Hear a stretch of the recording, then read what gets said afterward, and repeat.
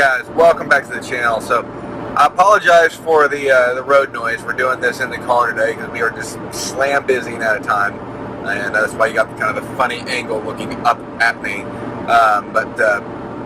Anyways, I wanted to talk to you guys about this EPA ruling that just came out. So this is really interesting. And I know this is a little bit boring, so just bear with me here for a second because it's really, really important about what this does to the core fundamentals about how our government works, as well as what the Constitution says and your individual freedom. It's actually going to have a direct bearing on you, specifically when it comes to the ATF. So this is really interesting and really fascinating.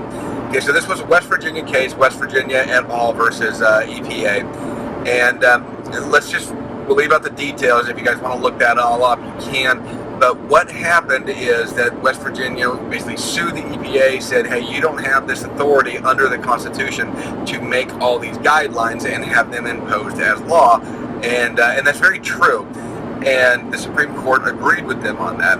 Now, on one side, the other end of the argument says, well, you're saying that Congress doesn't have the authority to delegate their authority. And that's very true, they don't. There's no space in the Constitution that says that Congress can delegate the authority. The authority is written in there for the legislative branch. And so the only way for them to delegate that authority would be if there was a constitutional amendment, which there was not. There was no amendment to allow them to delegate that authority. There was only laws that basically they passed. The reason it has to be an amendment is because that's a great way of taking any power away from the minority of the country. Let me explain. If you have a Congress that can just at will, right? So they can send this authority to a executive branch.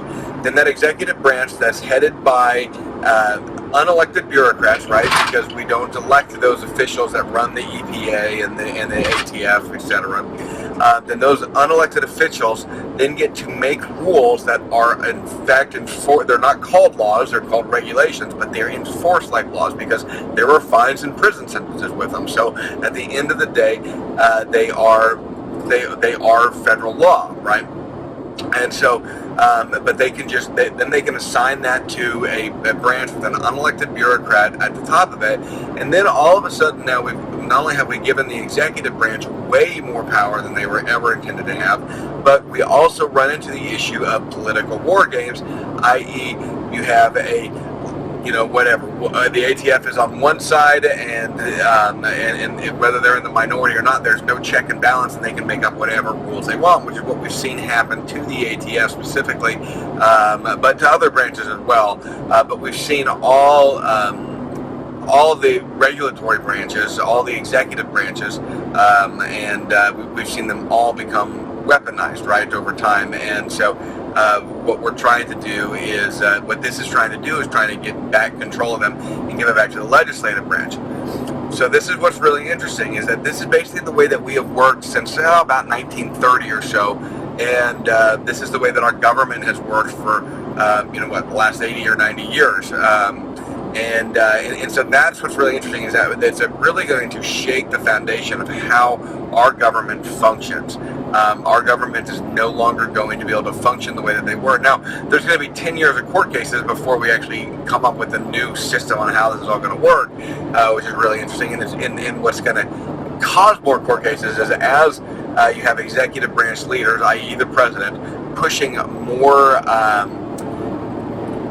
let's just say radical ideas, whether it's left or right, those ideas will be more likely to be challenged in the court, and then again, continual power of the executive branch reined in over the next 10 years. So it's going to be really interesting how this comes to the ATF. Does the ATF have the authority to regulate things like bump stocks, and which seems to be a fairly popular idea, or does that need to go through the executive branch or the typical legislative process? Here's the thing to remember about the typical legislative process. It's very slow, painful, and very difficult to get anything done. That is a good thing. That is the way the system was supposed to be set up. People get mad over this gridlock and they say, oh, the Democrats aren't going to allow anything to happen. The Republicans aren't going to allow anything to happen, depending on who's in charge at the time and who has the majority. That's a good thing. We don't want our federal government doing a bunch of stuff. We want them to basically do nothing and pass only things that are wildly popular with the general population. not a majority, a supermajority. So the state and the local levels should be the ones affecting your life the most, and at this point in time they're not.